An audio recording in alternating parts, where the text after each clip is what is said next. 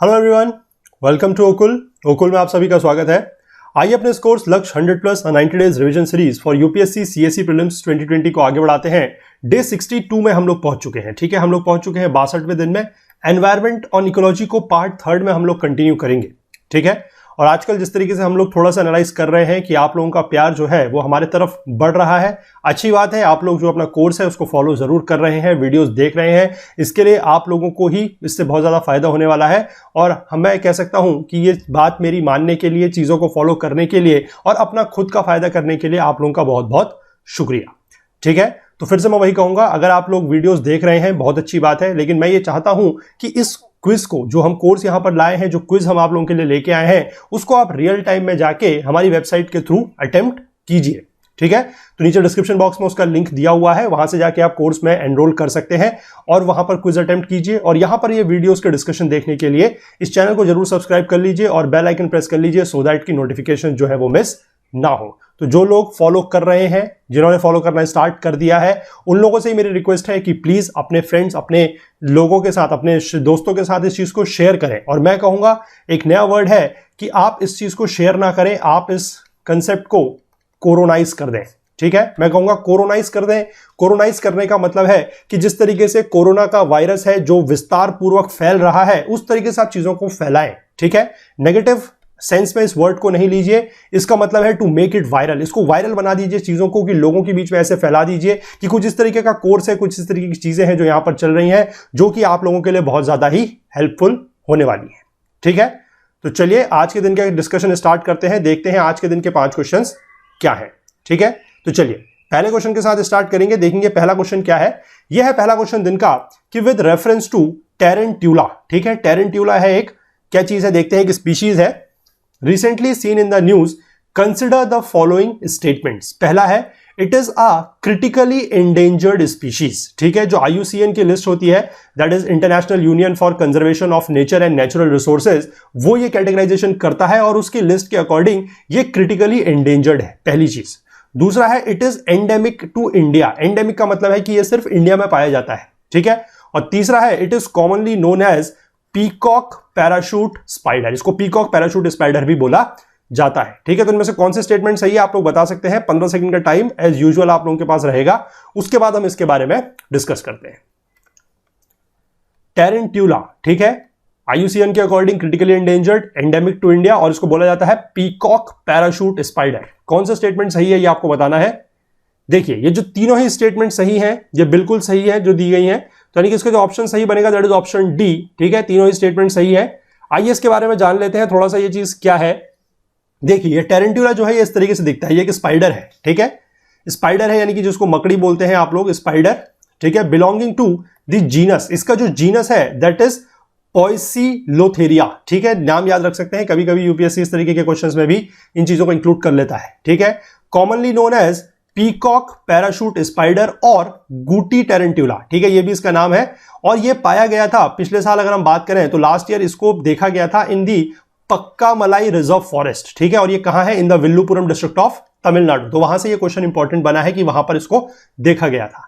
IUCN ने इसको critically endangered घोषित किया हुआ है, कैटेगराइज किया हुआ है। It is endemic to India, और इसका जो हैबिटेट है जहां पर ये पाया जाता है of this species is the eastern Ghats. ठीक है, ध्यान रखिएगा ईस्टर्न घाट्स में ये पाया जाता है, specially in the degraded forest near Nandyal in Andhra Pradesh. ठीक है, जनरली वहां पर पाया जाता है ईस्टर्न घाट के पार्ट्स में ही। और पिछली बार ये जो है, पिछले साल ये तमिलनाडु के विल्लुपुरम डिस्ट्रिक्ट में जो पक्कामलाई रिजर्व फॉरेस्ट है वहां पर देखा गया था। और ये इंपॉर्टेंट क्यों है, ये इसलिए इंपॉर्टेंट है because tarantulas are biological pest controllers. ये बायोलॉजिकली पेस्ट कंट्रोल करने के काम आते हैं and there is a huge demand for them by collectors in the pet trade. ठीक है, there is urgent need to protect them. क्यों है अर्जेंट नीड टू प्रोटेक्ट करने की इनको, क्योंकि ये क्रिटिकली एंडेंजर्ड स्पीशीज की कैटेगरी में आ रहे हैं।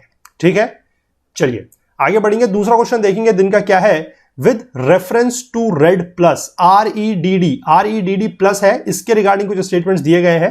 पहला स्टेटमेंट है कि it is a mechanism developed by parties to the UNFCCC, United Nation framework for climate convention. ठीक है, United Nation framework convention for climate change, sorry. ठीक है, United Nation framework convention for climate change, ये है UNFCCC। पहला तो यह है कि ये इसके द्वारा डेवलप किया गया है, इसकी जो पार्टीज हैं, ठीक है, उसके द्वारा। और दूसरा स्टेटमेंट ये कह रहा है कि अंडर दिस, इसके अंदर में क्या होगा कि जो डेवलपिंग कंट्रीज हैं they would receive results based payments for result based actions on reducing emissions, ठीक है। जो उत्सर्जन है, जो एमिशन है, उसको कम अगर ये लोग करेंगे, जो डेवलपिंग कंट्रीज हैं, तो इनको रिजल्ट बेस्ड पैसे मिलेंगे, ठीक है, रिजल्ट बेस्ड पेमेंट्स मिलेंगे, ठीक है। इनमें से कौन सा स्टेटमेंट सही है बता सकते हैं आप लोग, 15 सेकंड का टाइम आप लोगों के पास रहेगा, ठीक है।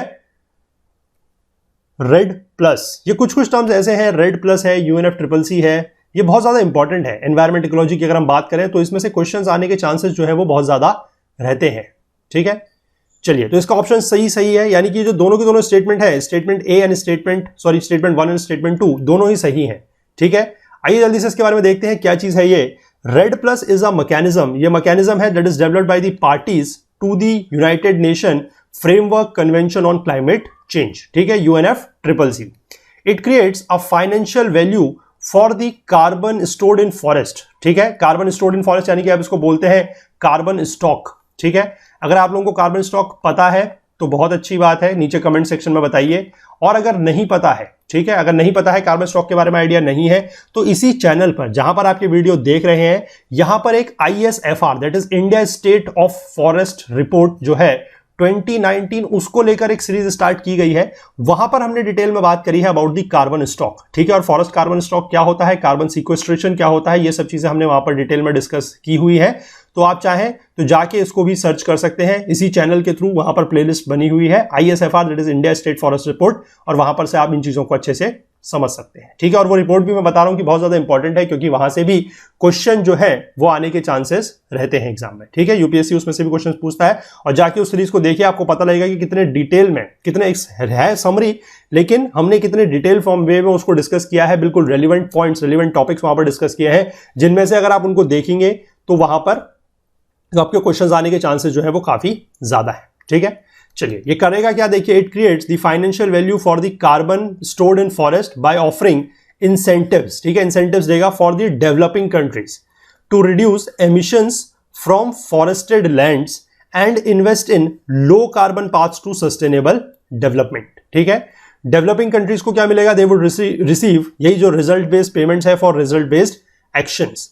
And REDD plus, that is red plus, it goes beyond simply deforestation and forest degradation and includes the role of conservation, sustainable management of forest and enhancement of forest carbon stocks, ठीक है। तो इनके बारे में ये जो है देखता है, यानी कि सिर्फ ये डिफॉरेस्टेशन और डिग्रेडेशन ऑफ फॉरेस्ट को ही कवर नहीं करता है, ये बाकी चीजें भी जो है वो कवर करता है, ठीक है। थोड़ा सा इसके बारे में देखते हैं, और ये क्या चीज होती है REDD plus, that is reducing emissions from deforestation and forest degradation, यह है इसका फुल फॉर्म REDD plus, programme being carried out in the Himalayan states। ये इंपॉर्टेंट क्यों हुआ है, बेसिकली मैं आपको ये बता रहा हूं यहां पर कि ये जो REDD plus का एक प्रोग्राम चल रहा था jointly by the Indian Council of Forestry Research and Education ICFRE और International Center for Integrated Mountain Development ICIMOD, ठीक है। ये प्रोग्राम चल रहा था हिमालयन स्टेट्स में, इसको 2020 के जुलाई तक बेसिकली एक्सटेंड कर दिया गया है,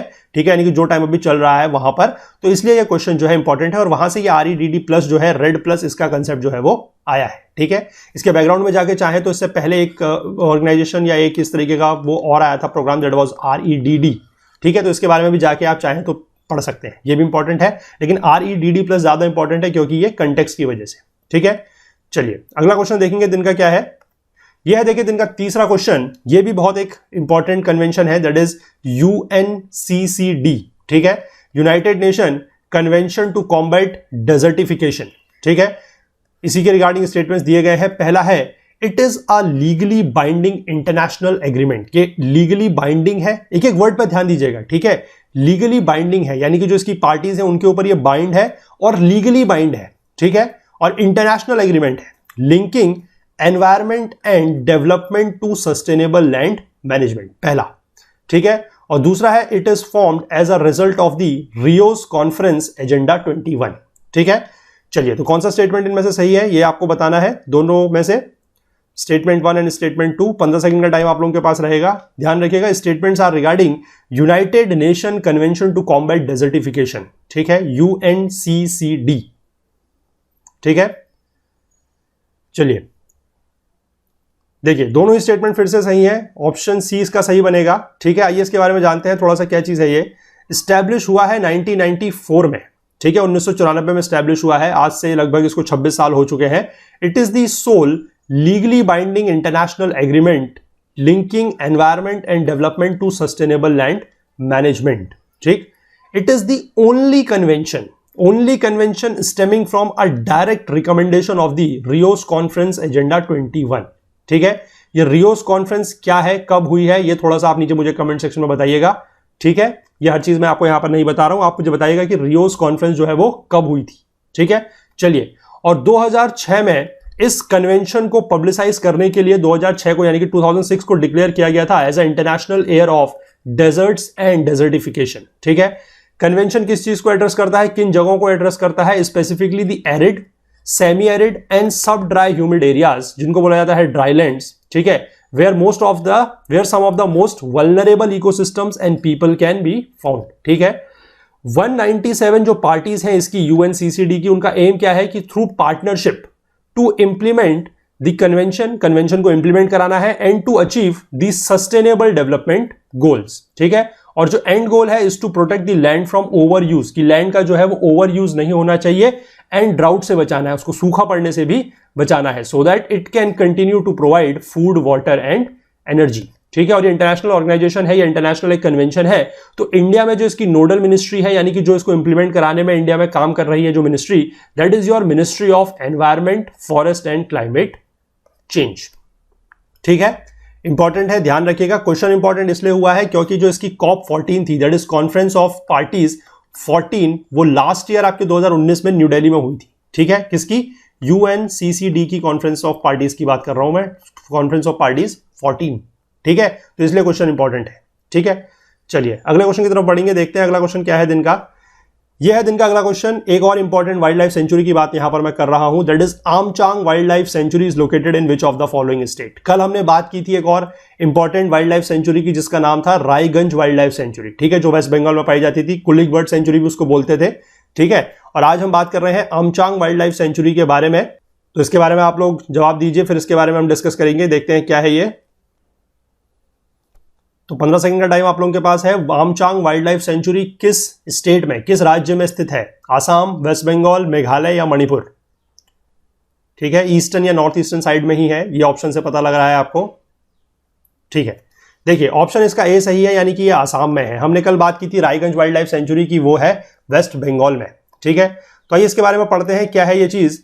the Amchang wild life sanctuary is a wild life sanctuary located in the eastern fringe of Guwahati, Assam. ठीक है, इंपॉर्टेंट क्यों है, न्यूज में क्यों है, पहले मैं आपको ये बताऊं कि पिछले साल यहां पर एलिफेंट, ठीक है, हाथियों के और इंसान के बीच में कुछ कन्फ्लिक्ट हुए थे, आदमी के बीच में, मतलब पीपल आप कह सकते हैं, ह्यूमन एलिफेंट के बीच में कुछ कन्फ्लिक्ट हुए थे कि यहां पर जनरली क्या हुआ था कि कुछ जंगल वगैरह काटे गए थे आसपास के, तो जो यहां से एलिफेंट्स थे वो काफी सारे क्या हो रहे थे, वो एक आपका एक वो है, क्या बोलते हैं ये चीज, कंस्ट्रक्शन साइट है, नगेरी करके एक कंस्ट्रक्शन साइट है, वहां पर ये जो एलिफेंट थे ये बहुत ज्यादा आ जा रहे थे, और फिर इनको वहां से एलिफेंट्स को उठा के वापस ले जाना पड़ रहा था आमचांग वाइल्ड लाइफ सेंचुरी में। तो ये क्वेश्चन इंपॉर्टेंट वहां से है, मतलब कंटेक्स्ट वो है। ठीक है, लेकिन एक और इसका इंपॉर्टेंट कंसेप्ट हो सकता है, कंटेक्स्ट हो सकता है आज की डेट में, वो मैं आपको बताता हूं कैसे। देखिए, the sanctuary is known for hosting rare and endangered birds and animals including Chinese pangolin, ठीक है, एंड आसामीज मैके। अब ये जो चाइनीज पैंगोलिन है ये अभी न्यूज में है, ठीक है, क्योंकि कोविड-19 जो अभी चल रहा है उसको लेकर अभी एक तो लोगों को ढंग से मतलब सोर्स वगैरह नहीं पता है कि कहां से ये वायरस ओरिजिनेट हुआ और क्या हुआ, लेकिन कभी कभार बीच में न्यूज में ऐसी खबर आई थी कि जो चाइनीज पैंगोलिन है ये स्पीशीज जो है ये भी इसके लिए एक कैरियर का मतलब कैरियर हो सकता है। ठीक है, तो वहां से ये पैंगोलिन जो जानवर है वो इंपॉर्टेंट हो गया है, और वहां से ये चीज, ये आमचांग वाइल्ड लाइफ सेंचुरी दोनों तरीके से इंपॉर्टेंट है, पैंगोलिन की वजह से भी और जो एलिफेंट ह्यूमन कन्फ्लिक्ट हुआ था लास्ट ईयर उसकी वजह से। ठीक है, इसके बारे में थोड़ा सा यह है कि 2004 से पहले ये जो आमचांग वाइल्ड लाइफ सेंचुरी है यहाँ पर 3 रिजर्व फॉरेस्ट हुआ करते थे। एक था आमचांग रिजर्व फॉरेस्ट, दूसरा था साउथ आमचांग फॉरेस्ट रिजर्व, और तीसरा था खानापारा फॉरेस्ट रिजर्व फॉरेस्ट। ठीक है, और 2004 के बाद क्या किया गया कि इन तीनों को कंबाइन करके बना दिया गया ये आमचांग वाइल्ड लाइफ सेंचुरी। ठीक है, जिस तरीके से आज एग्जिस्ट कर रही है। तो अब हमने जब बात करी है चाइनीज पैंगोलिन की, तो हम ये देखेंगे कि ये चाइनीज पैंगोलिन क्या है, थोड़ा सा इसके बारे में देखेंगे। चाइनीज पेंगोलिन जो है, it is a pangolin native to the north Indian subcontinent, the northern parts of South East Asia and southern China. ठीक है, और पहली बात आप यहां पर एक चीज और ध्यान रखिएगा कि ये जो चाइनीज पेंगोलिन है ये एक मैमल होता है। ठीक है, मैमल का मतलब आप सभी लोग समझते हैं, जो स्तनधारी होता है, जो अपने बच्चों को सीधे जन्म देता है। ठीक है, इंसान की तरह, मतलब अंडे नहीं देता है ये, दैट इज अ मैमल, स्तनधारी जिसको बोलते हैं। ठीक है, and it has been listed as a critically endangered on the IUCN की रेड लिस्ट। 2014 से ये IUCN की रेड लिस्ट में क्रिटिकली एंडेंजर्ड है, और इसकी जो वाइल्ड पॉपुलेशन है वो एस्टिमेटेड है कि वो 80% से ज्यादा, मोर देन 80% जो है वो डिक्रीज हो चुकी है, डिक्लाइन कर चुकी है इन द 3 पेंगोलिन जनरेशन। यानी कि जो 21 साल का टाइम रहा है, जो पेंगोलिन की 3 जनरेशन के बराबर है, वहां पर लगभग 80% जो इसकी पॉपुलेशन है वो कम हो चुकी है। ठीक है, डिक्लाइन हो चुकी है, इसीलिए इसको क्रिटिकली एंडेंजर्ड की कैटेगरी में रखा गया है। और इसका मेन कारण क्या है कि it is threatened by poaching for the illegal wild life trade. Illegal wild life trade होने की वजह से इसका बेसिकली जो पॉपुलेशन है वो कम हो रही है, इसीलिए इसको क्रिटिकली एंडेंजर्ड कैटेगरी में रखा गया है। ठीक है, चलिए लास्ट क्वेश्चन देखेंगे दिन का क्या है।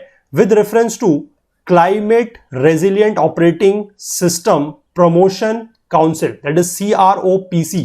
ठीक है, कंसिडर द फॉलोइंग स्टेटमेंट। क्या है, पहला है it is an international organisation, ये एक अंतरराष्ट्रीय ऑर्गेनाइजेशन है dealing with the climate forecasting. दूसरा है it engages towards fruitful customisation of weather and climate related inputs for the lateral use in various fields like agriculture, industries, defence, aviation, tourism, water management etcetera, complementing IMD। ठीक है, ये IMD को complement करते हुए इन सारे के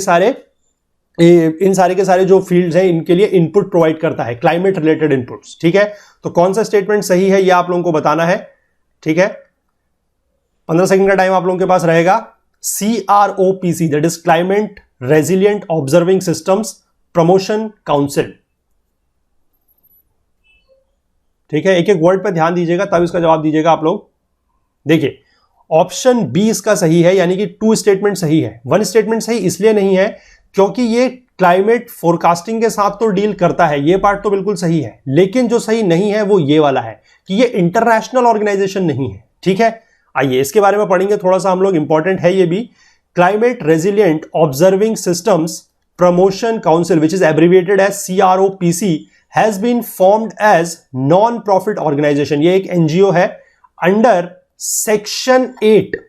ठीक है, sorry non profit organisation, NPO है, NGO नहीं है। ठीक है, NPO है, ध्यान रखिएगा।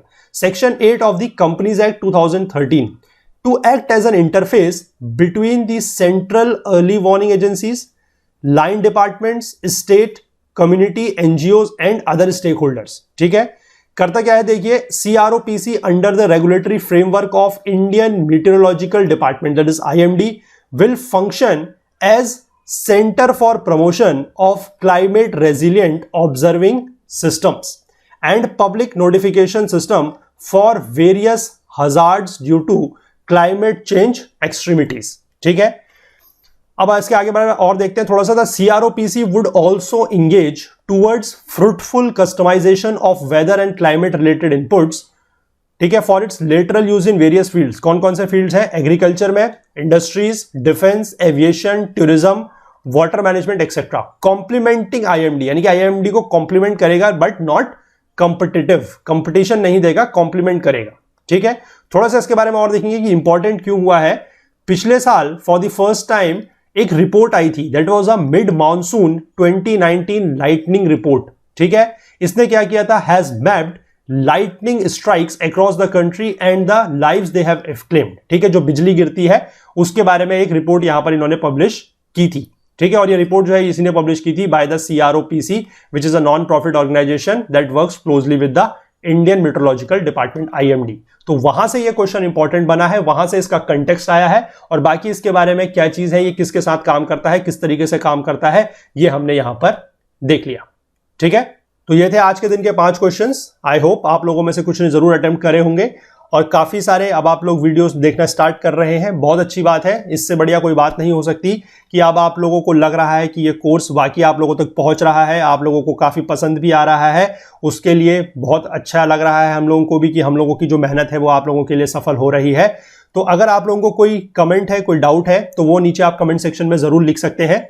ठीक है, हमसे ज्यादा जुड़ने के लिए हमारा Facebook page, Twitter page, Telegram channel का यूज करें। और मैं फिर से वही कहूंगा कि चीजों को कोरोनाइज कर दें। ठीक है, ये वर्ड है, कोरोनाइज कर दें, मतलब चीजों को वायरस की तरह फैला दें बिल्कुल, कि सारे के सारे लोगों में जो चीजें हैं वो आप बिल्कुल फैलाएं। ठीक है, लोगों को पता लगना चाहिए कि किस तरीके से यहां पर प्लेटफॉर्म में क्या क्या चीजें चल रही हैं, और ये सब आप लोगों के लिए हेल्पफुल है। ठीक है, तो सोशल मीडिया में आप हमें फॉलो कर ही सकते हैं, और साथ ही अगर आपको हमसे कोई और बात कहनी है तो वो आप हमारी ईमेल आईडी के थ्रू भी हमसे कह सकते हैं, दैट इज okul.co@gmail.com। ठीक है, इंस्टाग्राम पे भी आप लोग हमें फॉलो करना स्टार्ट कीजिए, वहां पर भी आपको डेली के कुछ इंपॉर्टेंट फैक्ट्स मिलने लगे हैं, कुछ इंपॉर्टेंट आपको फिगर्स वहां पर भी मिलेंगे चीजों को लेकर, और कुछ अपडेट्स जो है हमारी तरफ से वो भी आपको वहां पर मिल सकती हैं। ठीक है, तो कम्युनिटी एक बड़ी बनानी है, चीजों को डिस्कस करेंगे। आप लोग आइए हमारे प्लेटफॉर्म पे, टेलीग्राम पर आइए, हमारी वेबसाइट पर आइए, रजिस्टर करिए, हम धीमे धीमे वहां पर चीजों को डिस्कस करेंगे और एक अच्छा हेल्दी एनवायरनमेंट बनाएंगे पढ़ने के लिए। ठीक है, तो चलिए मिलते हैं कल के दिन में।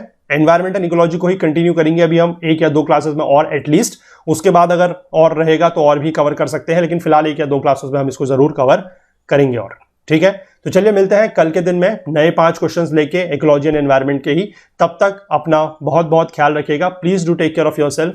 Thank you, have a nice day, good night.